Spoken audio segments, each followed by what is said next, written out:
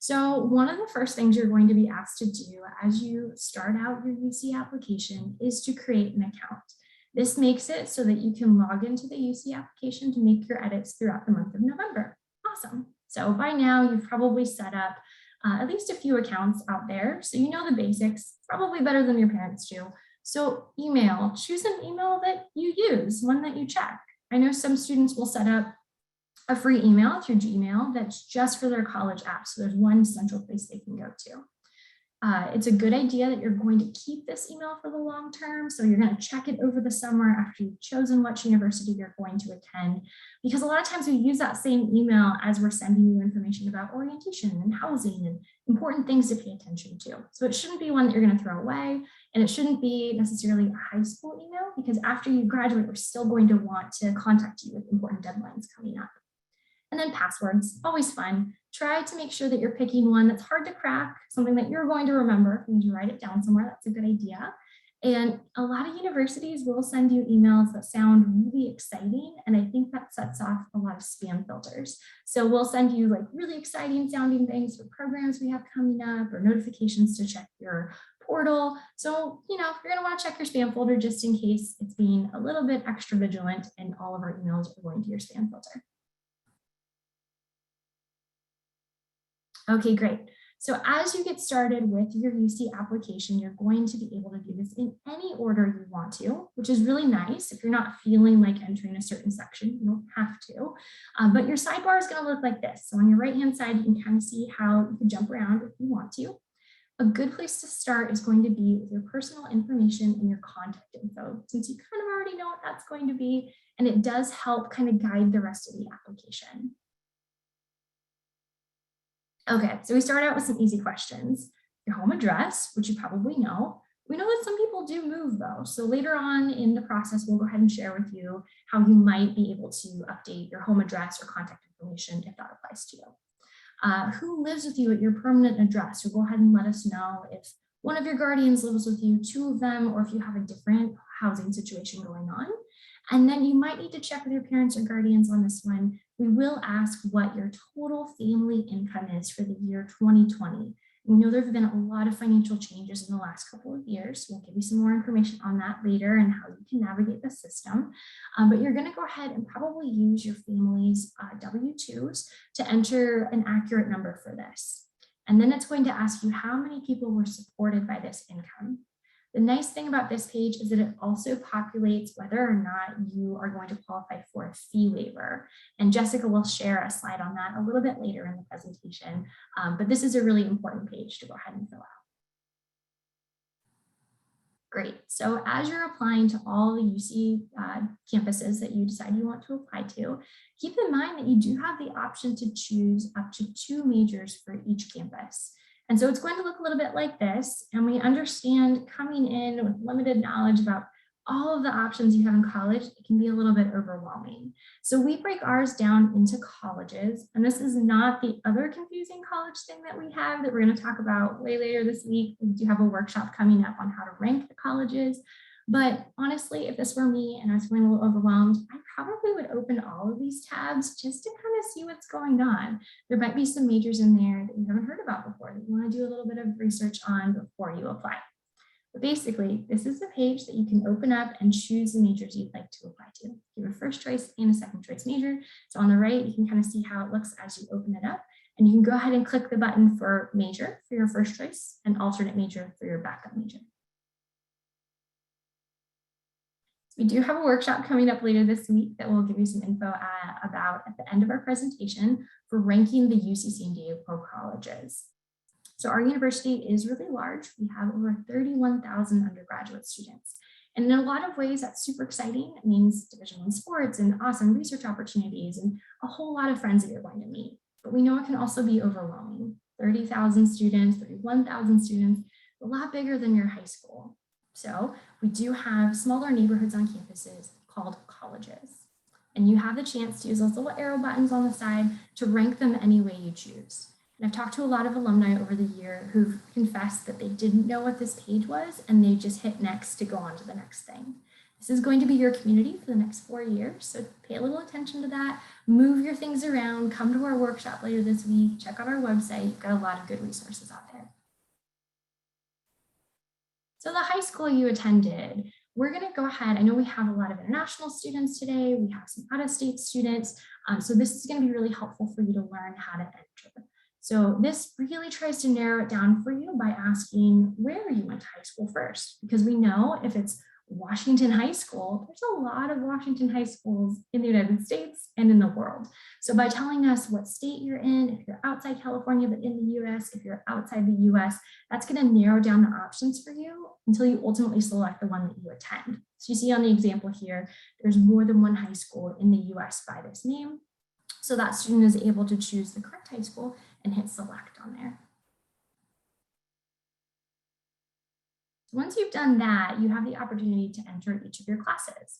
Now, if you're coming from a school in California, this is going to be a little bit easier for you if you are in that scenario. So it's going to go ahead and pre-populate some of that information for you. It'll be a little more familiar with the classes you have available to you. If you're coming from out of state, we'll show you a slide in a little bit on how to manually enter your classes. So the first question it's going to ask you, no matter where you're coming from, is the dates that you attended this high school. So you'll see you've got a start date and an end date.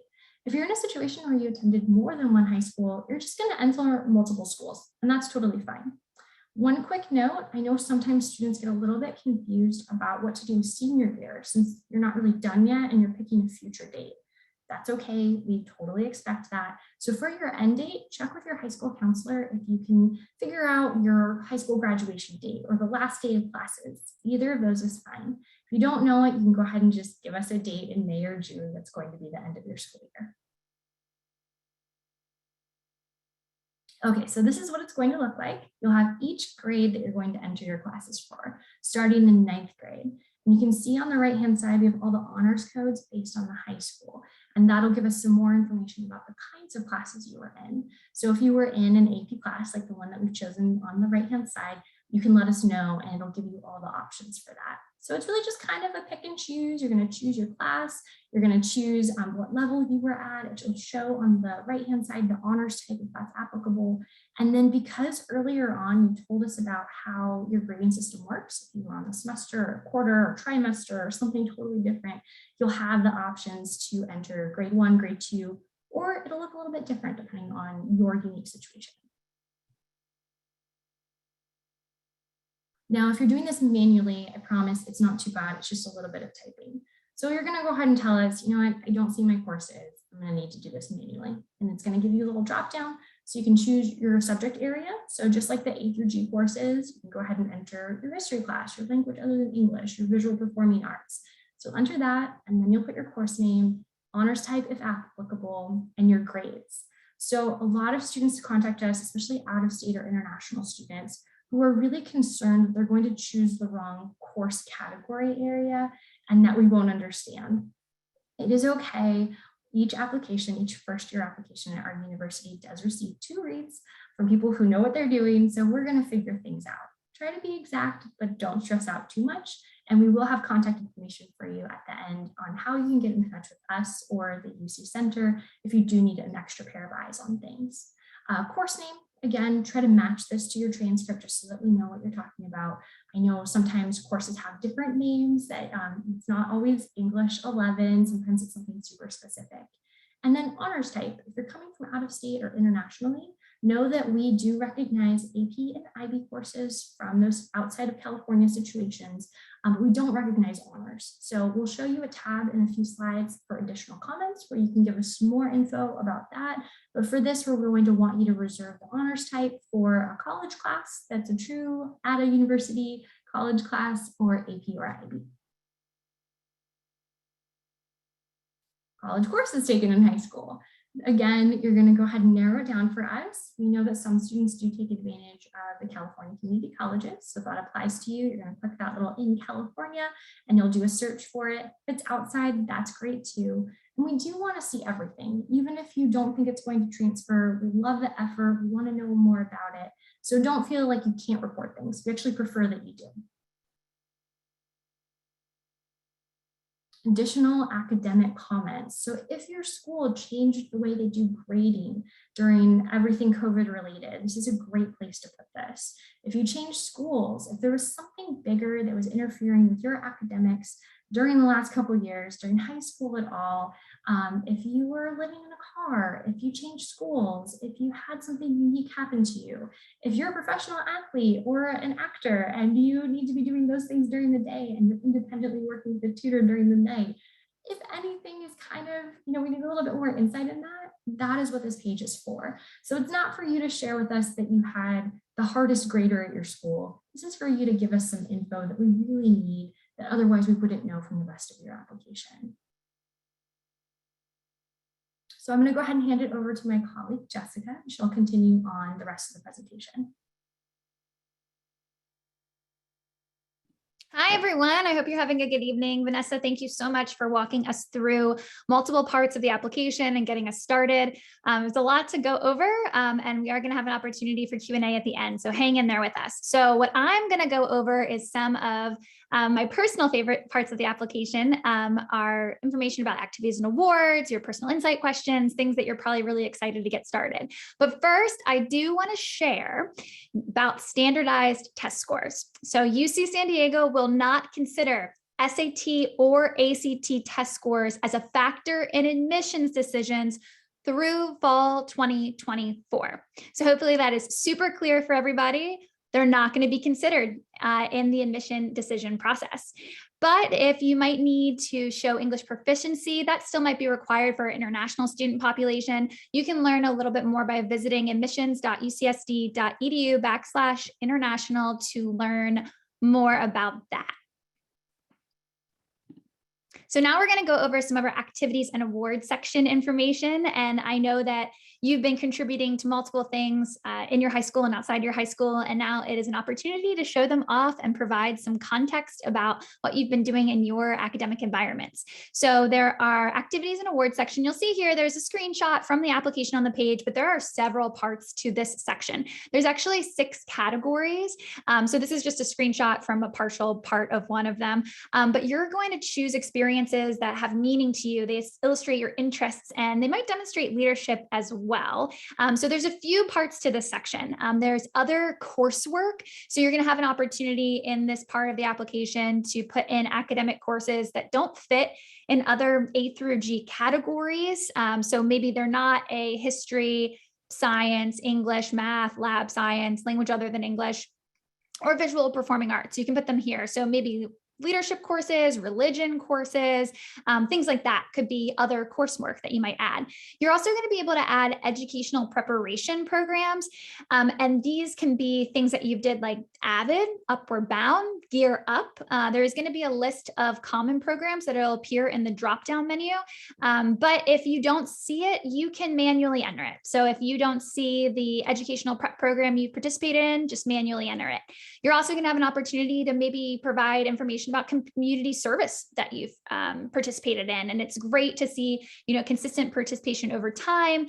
It might show within community service things like commitment or dedication. You're also going to have an opportunity to add work experience. And this, work is so incredible. It can demonstrate time management, responsibility, and perhaps leadership qualities that you might have exhibited.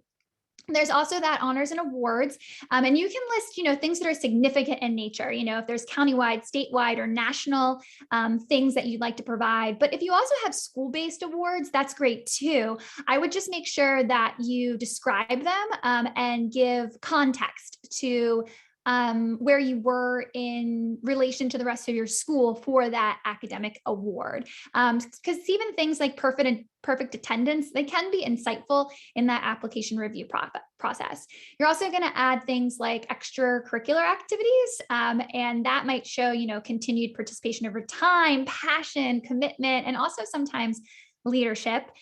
So some tips for this section, please try to spell out acronyms. I'm a stranger reading your application, so I'm not, privy to all the acronyms that are being used in your school environment. So try to spell out acronyms as much as possible, and then explain your involvement.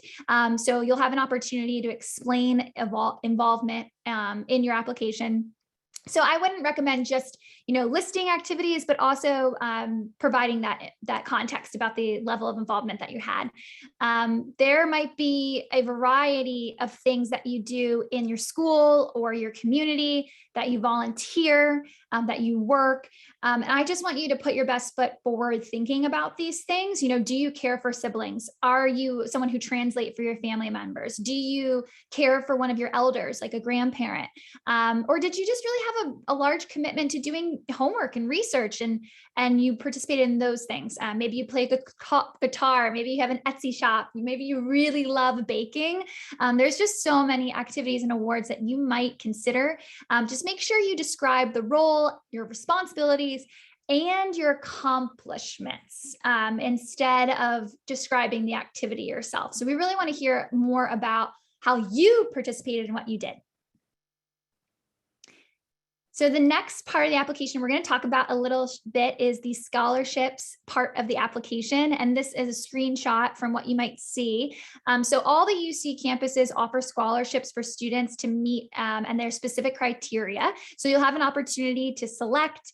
So you should review each scholarship and select all of them that match your characteristics, your interests, and your background. There is no limit to the amount of scholarships you can select, and you can research campus-based scholarship opportunities by the campus's websites, as well as on the UC application website. There is a tab for tuition and financial aid, which I think gives a really good picture of what you might be able to expect in financial aid packages common with the University of California. Next slide. So our personal insight questions are really great ways to learn more about you. So on the first year application, you are going to have 8 questions that you could choose from, and you're choosing 4 of the questions. There is a maximum of a 350-word response for each question you're responding to. So just 350 words. And all of the questions have equal value. So there's no perfect question to answer. There's no advantage or disadvantage over which question you choose. So just choose the ones that really help you share your accomplishments, experiences, talents, maybe showcase your decision-making or problem-solving skills. And I would just really recommend that you take these at face value. You use your own words and you treat it more like an interview. So if I sat down with you for an hour, I would learn a lot about who you are, your experiences, and you would use a lot of I statements, like I did this and I did that, and you'd be sharing so much context. Just think of it like an interview and approach it like that.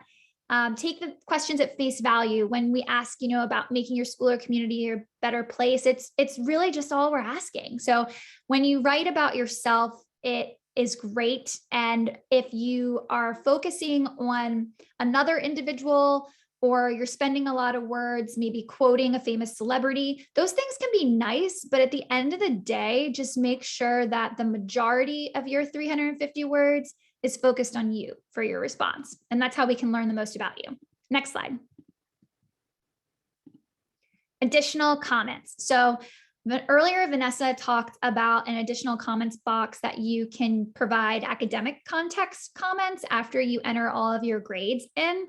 This is another additional comments box, and this is after the personal insight questions.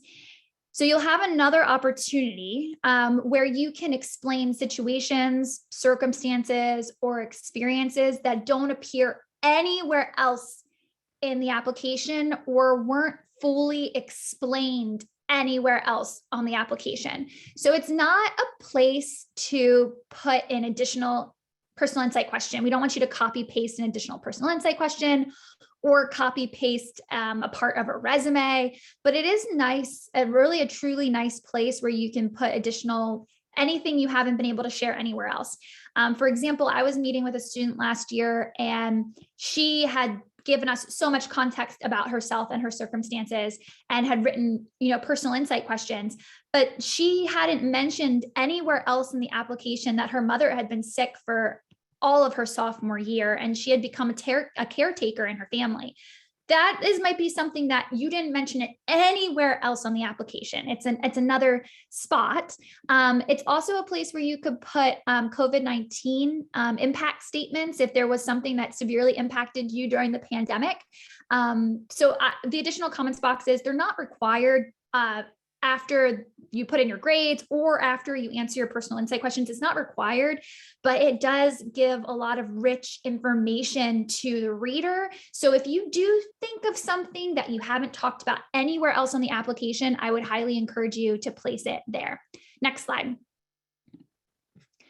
So we're getting to that final stages of the UC application process, and we're reviewing and submitting the application. So you'll notice here that before you submit, you're going to have an opportunity to review each section, and there's going to be check marks appear that they're appearing, in this screenshot on the right-hand side. You can see the little blue circles with the check boxes, and that's going to indicate that the section is complete. And if you have not completed a section, the application is going to prompt you to go back and complete a section that you might have missed. Next slide. Okay, now also on the application, it's going to give you an opportunity to show you missing information. And you can see how on this slide, there are red indicators next to areas that were missing in the A through G requirements. So if there's something that's missing, there's going to give you a warning. It's going to give you the opportunity to go back. And we want you to, take a look at this, go back, correct the errors that might have occurred. Next slide. So what about the fee waiver? How is this going to go down? This is going to be at that final part of the application. And for US citizens or permanent residents, the application fee is $70 per campus. For international and non-immigrant applicants, the application fee is $80 per campus. However, there are fee waivers available. And in the beginning of the application, when you filled out the About Me section, you indicated information about your family size and family income. That's being used and pulled into the end of the application to see if you might qualify for a fee waiver. So a fee waiver is automatically calculated for California and domestic residents, and it's activated based on the answers you provided to the family size and income questions. You have to accept the fee waiver if you are seeing one granted to you. So if you choose, not to answer questions in the About Me section, you might not qualify for a fee waiver at the end. So if you're ever seeing you don't qualify and you think you would, go back and edit that section. Now, fee waiver eligibility is for US citizens or permanent residents who have attended a California high school for at least 3 years, or students who might meet, low income criteria, perhaps being on free or reduced lunch, or you can qualify for, we also take College Board, ACT, or NACAC fee waivers as well. A fee waiver for us in the UC application, the one that's calculated based on your About Me section, is going to be good for 4 campuses. And if you want to apply to campuses beyond that, you would have to pay and be responsible for paying the additional application fees. Payment is required and it's not refundable. So I would make sure you take a look at this section and truly think about the responses that you might have provided. Next slide. So the release of authorizations and statement of integrity. This is going to be kind of near the end of the application, and you're going to provide an electronic signature that you acknowledge the statement of integrity, that you affirm that all the information in your application is accurate and your personal responses, your personal insight questions were written by you. And if information is withheld, such as poor grades or falsification is detected, the application is subject to cancellation. So think about that critically when you're checking off this statement of integrity, that the information is accurate to your knowledge and that you have been the person who submitted and completed those personal insight questions. Then there's also going to be signature release boxes, and you can check certain ones. So if you want your parents or guardians or your counselors or alumni groups to be able to see information that you shared on your application, you're going to check these boxes off at this part of the application. Next slide. All right, good job. It's almost time. You're almost done with that UC application. So at the end, it is going to give you a application ID, and I want you to make sure that you keep that in a very secure place because you might need it throughout the admissions process. So definitely keep that ID in a really safe place. It's also going to show the list of campuses that you want to apply to, the fees, fee waiver, the date you submitted it, and your payment method. Again, if the amount here is more than what you expected because you thought you might have qualified for a fee waiver, you really want to go back and review that About Me section. So changing any of the information on your application after submission, there are only a few changes that you'll be able to make after you've submitted the UC application. You can do things like update your contact information or your exam scores. Although I want to make mention again that the ACT or SAT are not going to be considered in admissions decisions for UC San Diego through fall 2024. So I would make sure that you're aware that if you want to make any changes, it's going to be through that UC Application Center for certain criteria, such as your contact information, exam scores. And on the next slide, I'm going to show a screenshot so that you are going to be able to prepare. Actually, let's just bring that up right now. Next slide, so you can see that screenshot and get that contact information in case you need it later on. There might be other small things that have changed from the time you submitted the application and until the end of November, but minor changes, your activities, award section, volunteerment, employment, things like that, they're not going to make a significant impact. In some ways, if there's small minor changes, but if you have small minor changes, you can notify each campus directly about those small minor changes. And in our applicant portal, actually, if you change your coursework or get a grade you didn't expect, you can, in our applicant portal, when you gain access to it after we receive your application, you'll be able to submit a form if anything really did change substantially that you want us to know about your academic history or things you've chosen to do.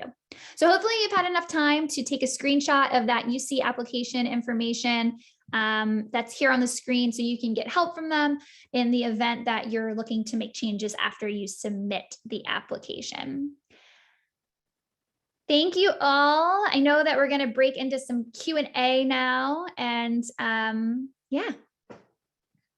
All right. Thank you so much, Jessica and Vanessa, for a very thorough presentation.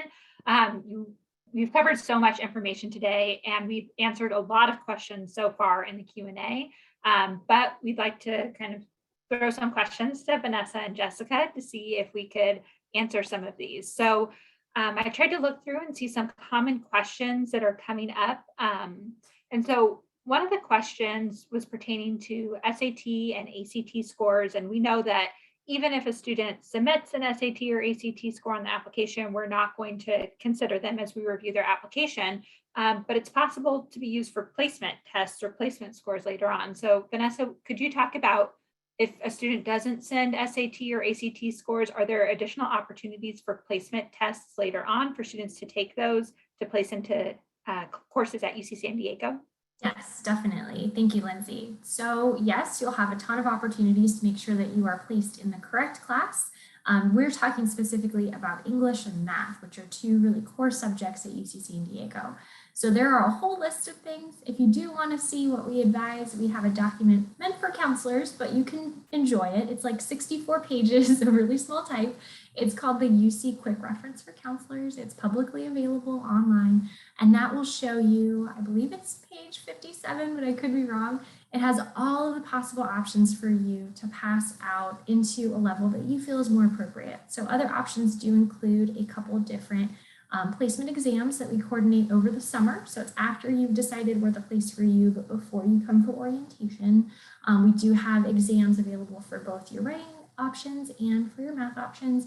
And there are other exams that can help you pass out. So oftentimes AP or IB are utilized. So don't worry too much about that. There are definitely other options for you.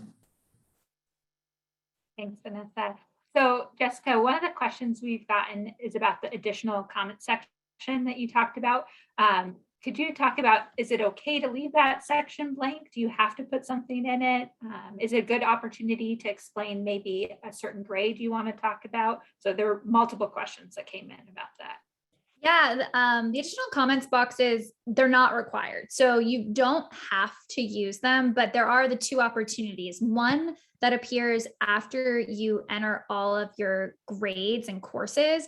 And in that additional comments box, you could provide any comments that are pertinent to giving more context to your academic history. So if there's a grade that you're uncomfortable with and you wanted to give a little statement or explanation, if your school's grading scales have changed, some high schools even provide a statement that people can put about their grading scale. I mean, perhaps you've had an international and a domestic career and you want to write an additional comment about your international coursework grading scale.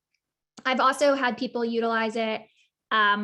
Once I was visiting high schools and they didn't have insulation in their ceiling for over a year. And I visited the high school and there was somebody on a ladder doing work in the ceiling while people were in AP calculus class. These are things that there might be context about your specific learning environment, the learning environment at the school. There's just a lot of different things. It's not required, but you could give it. And then the additional comments box after your personal insight questions. I saw in the chat, someone was asking, COVID, could I put about what I was doing or volunteering during that time?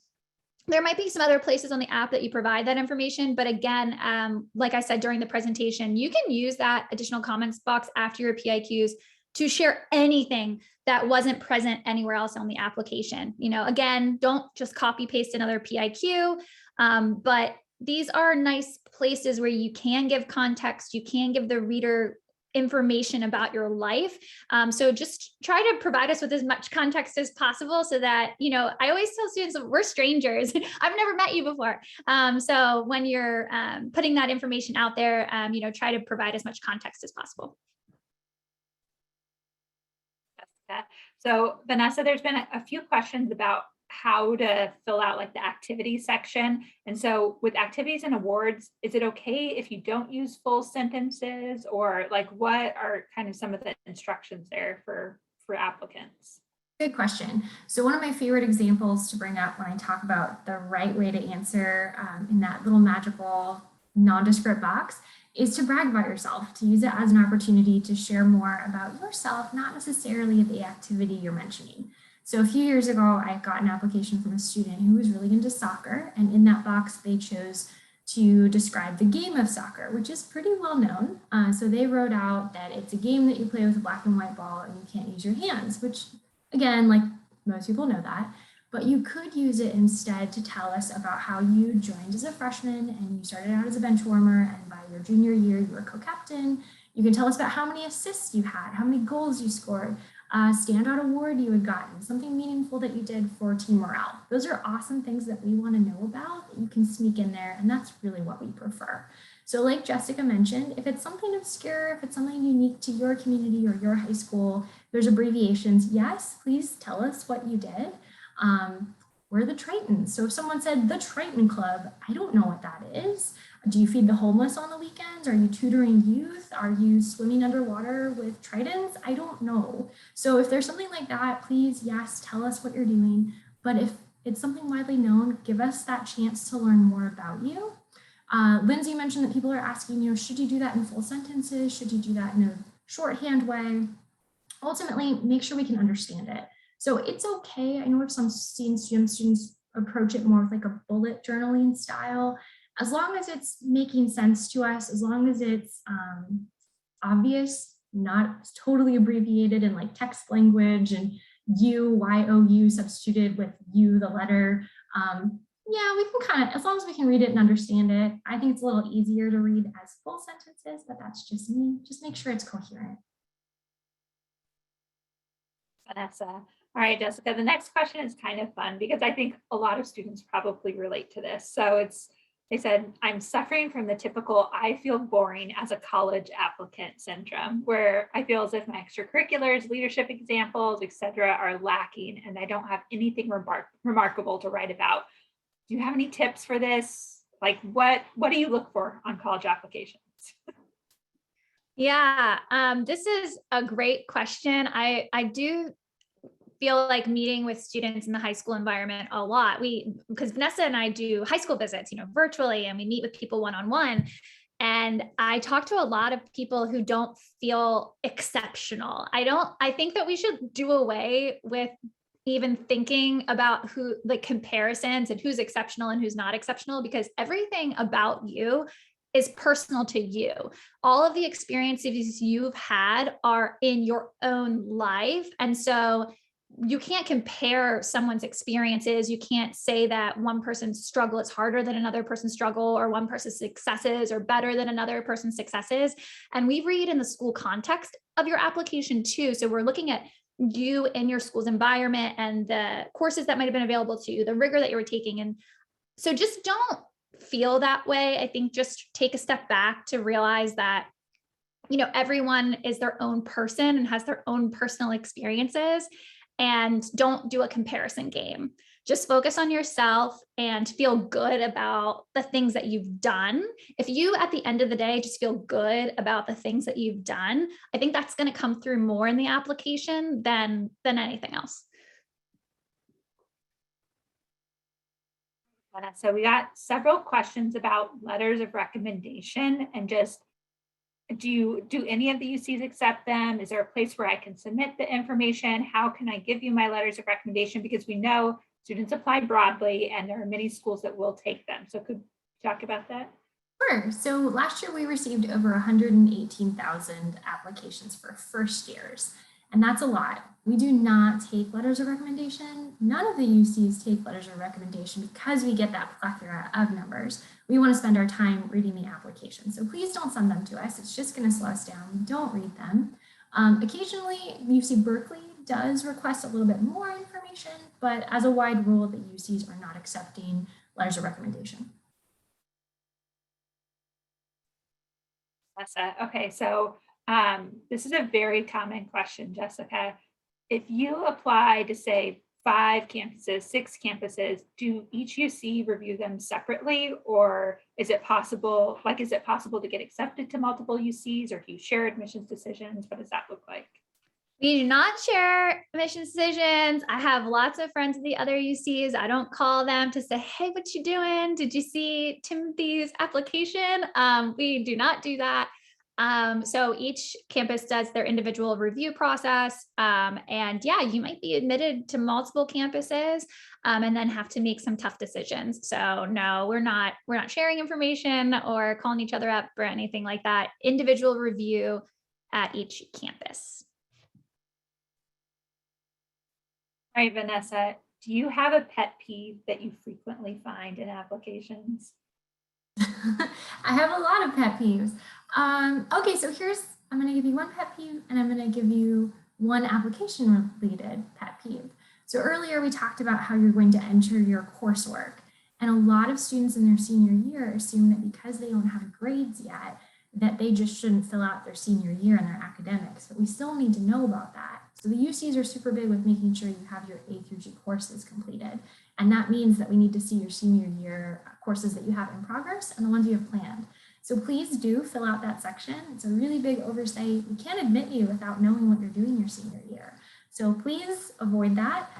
For your fall grades, you will list IP for in progress. For your spring grades, you're going to list PL for planned.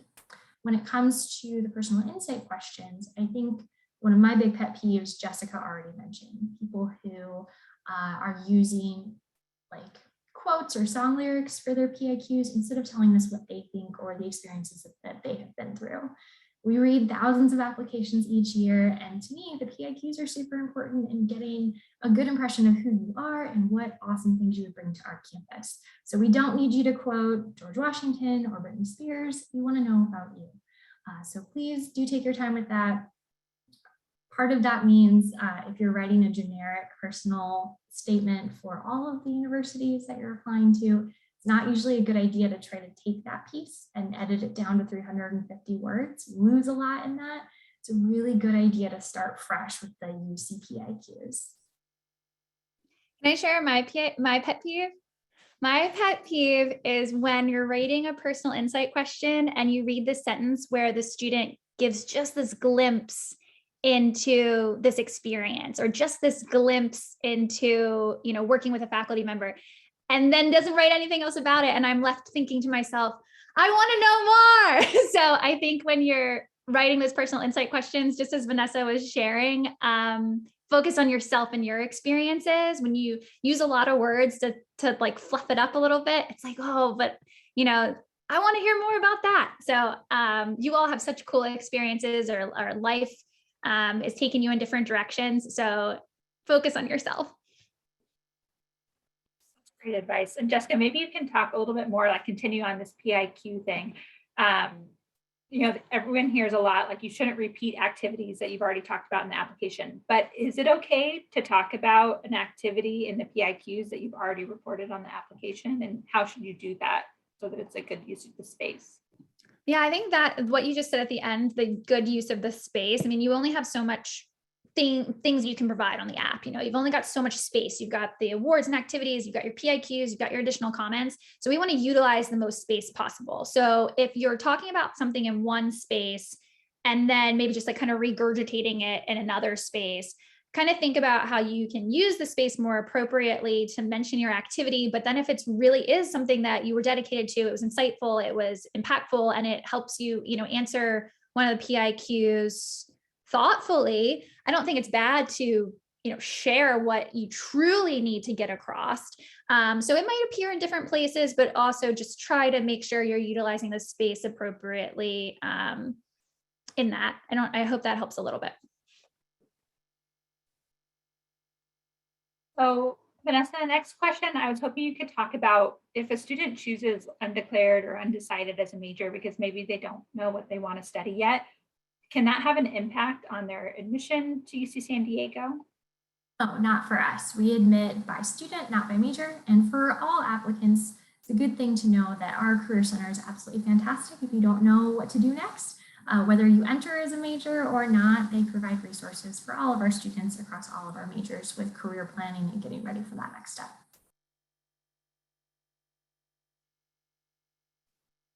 All right, so Jessica, I'm going to come back to you about these PIQs again. So if you don't feel like you're a good writer, maybe math and science is your strong suit, but writing is not your strong suit.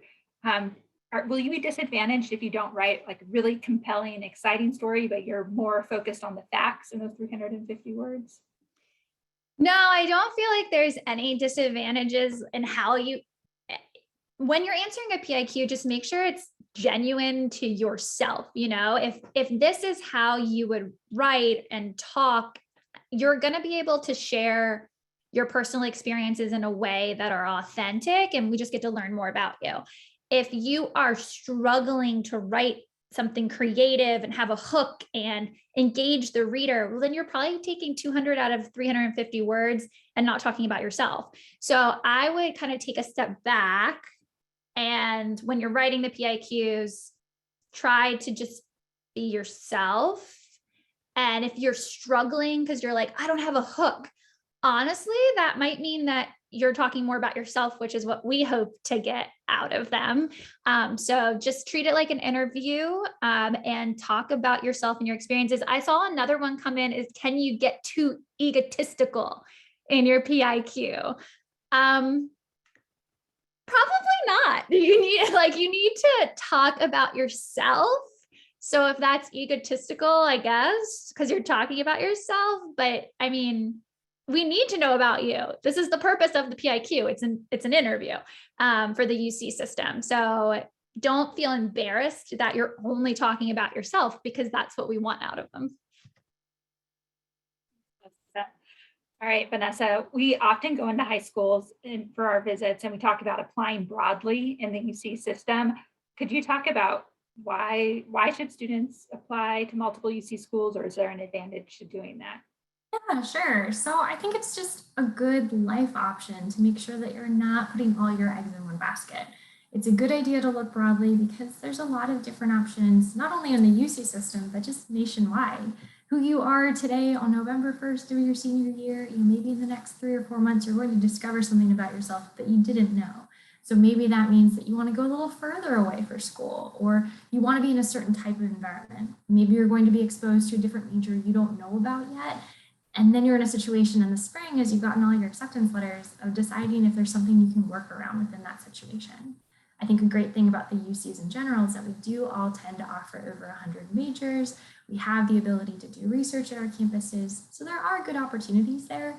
And when we talk about applying broadly, we want to make sure that in the spring, if you didn't get admitted, that it doesn't ruin your fall plans. We want to make sure that you have some good options.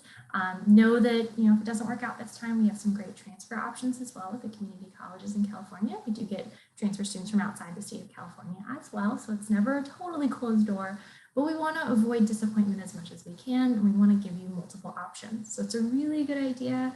I would never say to apply to a ton of schools. I get really worried when I hear students talking about applying to like 20 schools. That to me, I don't know how you do that. That's a lot of time, a lot of energy. I don't know that you would really get your heart set on a school or have a clear idea of things if you're looking that broadly. But yeah, it's a good idea to not apply to just one school and be done with it. We don't want you to be upset and feel totally lost in May if you don't have options. That's a great way to look at it. And one of the things you were talking about was just that, like, knowing that you have options or that you may change your mind. What you think you want to do right now at 17 years old may not be what you want to do a year from now or 2 years from now. So that kind of relates to this next question that I'm hoping to ask Jessica. If you do apply with a certain major, you're admitted, you come to UC San Diego with that major, how easy is it to change it if you end up not liking it as much as you thought, or you find something else you like more? We have over 140 majors to choose from. There are so many. One of my personal favorites is cognitive science, which is a mixture of psychology and neuroscience. And it has specializations in things like machine learning and neural computation. So there are so many majors on our campus, and you might get exposed to one thing and then kind of think, ooh, I like this. Students do change majors, and it's because you come here and there's so much exposure and so many experiences, and you might open your eyes and see something new. So people do change their majors. Some of our majors at UC San Diego have capacity limits, which make them capped. So capped majors for us, things maybe in the biological sciences or engineering, there's less capacity. So if you're admitted from the beginning, you come to UC San Diego and you get all the classes you need and you graduate on time. If you didn't get one of the capacity limited majors from the beginning, it might be more challenging for you to get that major later at UC San Diego. And we'd have to talk in very specifics. So if you want more information on that, we can always chat. We have virtual advising. You can call the office. But on the application, it's good for you to put a first choice and second choice major. And we do recommend that your first choice is something, if you want a capacity limited major, you put that first choice, and maybe put something second choice that's uncapped. A kind of a good example of that is maybe a computer science and then the cognitive science machine learning. You're going to get the computer programming and psych and neuroscience and create algorithms, teach computers to think like humans. That might be what you wanted to do all along. So it's a process. We're just trying to make sure that you are happy here. So if you get an acceptance letter and it's not the major you wanted, we can chat then, because then we can tell you pragmatically, should you come here anyway? But students do change their majors. And if it's a non-capacity limited major, like several of our disciplines, so many, probably, over 100 majors don't have capacity limits, then you just change. There's a major minor tool online and you just change. So hopefully that gives a little bit of context, but don't get so worried right now. Just put your best foot forward on your application and list a first choice, second choice major that you're truly interested in. But students also get admitted as undecided. So there could be lots of opportunities here.